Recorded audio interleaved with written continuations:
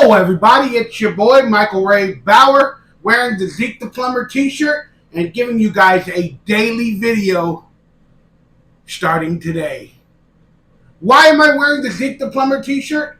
Well, first off, it's because there is merchandise like this available below in my store, and you can pick yourself up some good merchandise, autograph headshots in honor of Nickelodeon Salute Your Shorts, which we're going to talk about on today's video.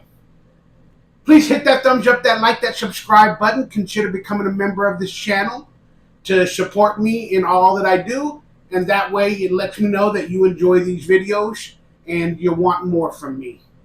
That way I can eat some food and do stuff like this for you guys. What are we going to talk about on today's video? Well, let's start the daily videos with a bang.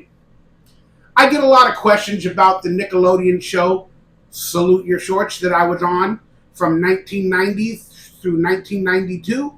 And there's a lot of questions and myths, myths that are true, not true, and there's a lot of hidden, what do they call them, eggs?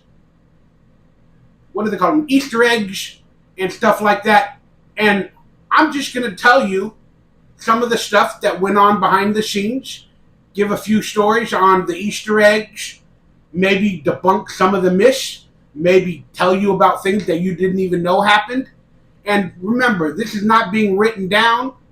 I might not remember all the questions you guys have asked me in the past about this show or about the myths or whatever's going on. So there may be a part 2 to this video. So if there's anything you think I missed that I need to ask or I need to answer, let me know in the comments below, and then maybe we'll do a part 2. All right, here it is. Salute Your Shorts is the TV show that aired on Nickelodeon from 1990 through 1992. Without giving you the TLDR, the lowdown rundown, we actually filmed 2 pilot episodes for this series. And there was a different cast on the original pilot that was filmed in the early parts of 1990. That was aired one time on Nickelodeon in the summer, or right before the summer of 1990. I believe it was aired one time. So there's a lot of questions. Was the original pilot with the original cast ever aired on Nickelodeon? I do believe it was. It might have been aired early in 90. We filmed it early in 90, and it might have been aired like in March of 90. I don't remember the details. But hey, that episode is available online. Somebody leaked it. I have a reaction video to it in this channel below. It's called the Salute Your Shorts pilot. If you guys would like to check out my reaction, hopefully I'll put the link down below, or you can find it on my page. But that original pilot episode with a differing cast is online somewhere. And, well, why did they recast would be the next question that I would get.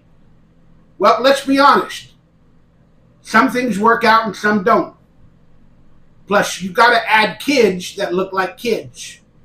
And maybe for the first pilot episode, this is just speculation, we all look like models. We were all too good looking. Maybe that's why me and Danny stayed on the cast. And Kirk.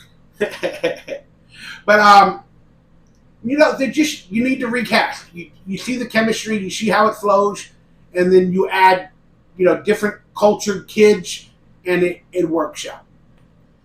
Don't even get me started on the 90s culture, how, they needed more DEI. I'm not here to speak about that. I'm not ashamed of what our show did. I'm not going to be like the producers of Friends. That being said, the only original cast members from that pilot that was aired is me, Danny Cooksey, and Kirk Bailey. And we had to do auditions again for another pilot. I did. I don't know about Danny or Kirk, but somehow I had to audition again for the next pilot with the new cast. And that was a funny audition story that I could tell on another time. I'm here to just talk about myths and busting and debunking and whatever on this episode.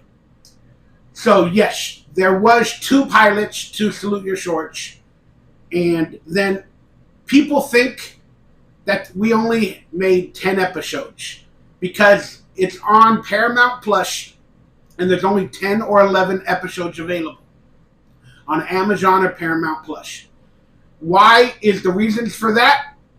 I do not know the answer. I made a video the other day talking about it, the SYS conspiracy, and I don't know why. I do not know why officially. The speculation or the rumors are maybe they lost the actual tapes, the archives, and whatever else with it. I do not know the true answer to that. Maybe there's contractual obligations with cast members or guest stars or producers or directors where the contract should have been renewed or they only last so long. I do not know how any of that works. So it's just interesting that when Paramount Plus decided to create their platform, you would think they would put all the 26 episodes we officially made on that show if they owned them all. When they opened up their streaming application, you would think that they would have put all 26 episodes on there to get people in. But they didn't. They put 10. I was thinking they would add another 5 or 6, 5 or 6 months later. They'd add episodes as time went along to bring in more subscribers. But it's been about 5 years and it hasn't happened. So, I don't know. I don't have a true answer on that. Now the next big question pertaining to that is, will it ever be on DVD? I don't think so. Not officially. So go out and do whatever you got to do to get all the episodes because they are hard to find. There is an archive.org website where if you write on Google or whatever, Salute Your Shorts archives, there's a website that has like VHS conversions of all the episodes in an archived form. Whether they're in the correct order or not, I cannot say. But for the most part, I believe all the 26 episodes are there in, semi-bad quality and whatnot. So you can do a mix and match. You can watch the 10 decent quality episodes on Paramount Plus from the official source, and you can go out and look on alternative websites for other options because that's all you have. But archive.org, I believe, is the website. You search Salute Your Shorts, it is there for now. But after I'm speaking about it in these videos, who knows if the powers may be might come in and take that option away. So download the episodes as soon as you guys possibly can from archive.org, and let's hope they stay there forever because we don't know what's going on. That being said, now let's talk about some episode myths. I can't even say the word myth. I do have a lisp. DonkeyLips has a lisp. Some episode myths. All right. People wanted to know who Dr. Khan was, the voice of Dr. Khan. The counselor, not the counselor, but the school, my God, my brain. The camp manager. A lot of people thought it was the guy that said Ferris Bueller. No, it's actually the creator, Steve Schlafkin, is the voice of Dr. Khan throughout all the episodes. So the creator, Steve Schlafkin, was the voice of Dr. Khan. Why was he named Dr. Khan? Well, I'm going to throw out speculation. I haven't asked the question, but I'm going to throw out maybe he was a fan of Star Trek. Khan!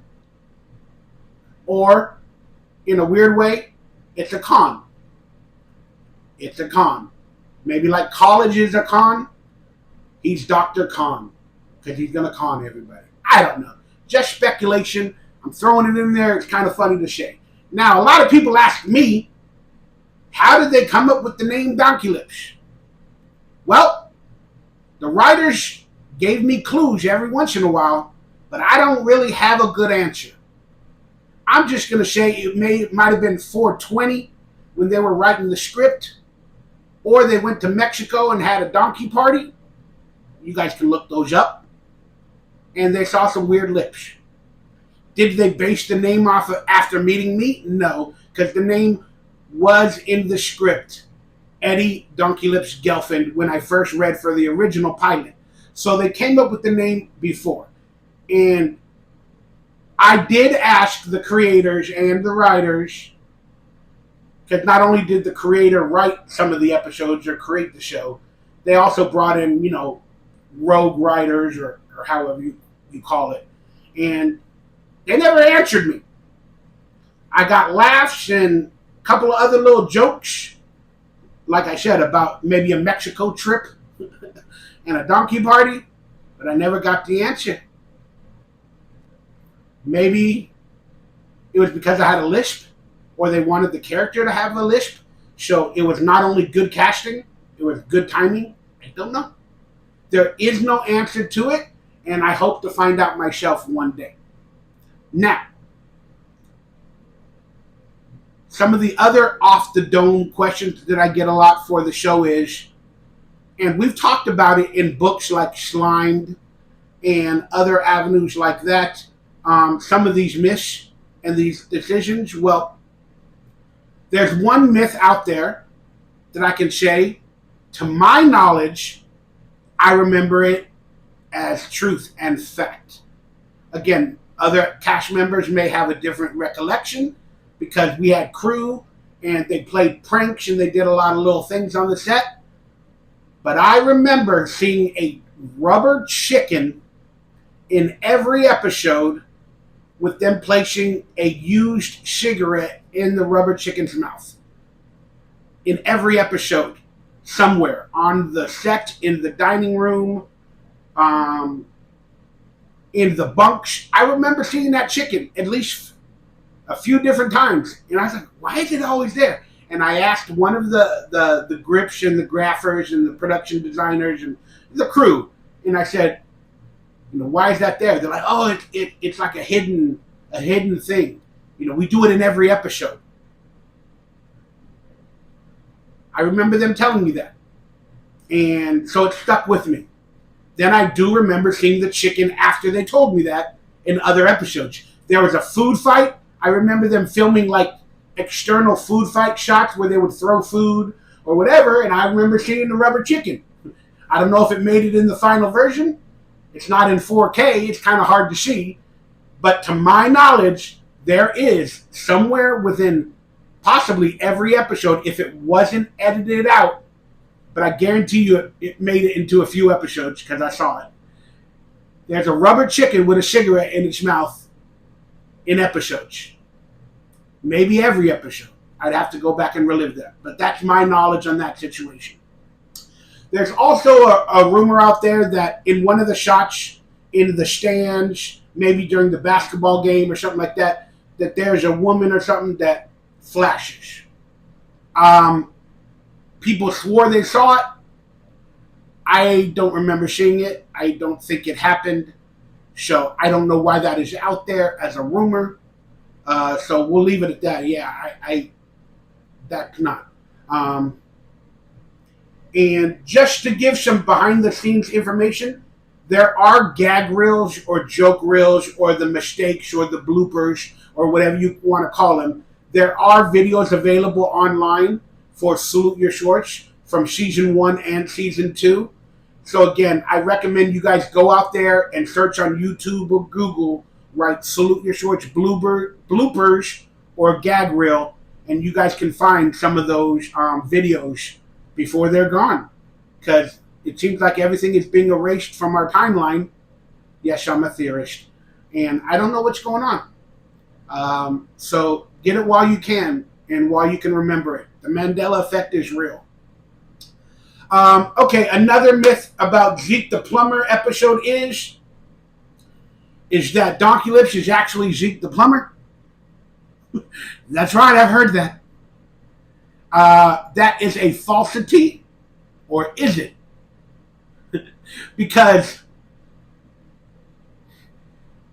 a lot of people said growing up that DonkeyLips gets stuck in your brain, gets stuck in your head. The character, the voice, the ideals, and all that other stuff. And in the Zeke the Plumber episode, even though we found out it was ugly in the episode wearing the mask, you guys got to remember, I show up after wearing the pumpkin mask.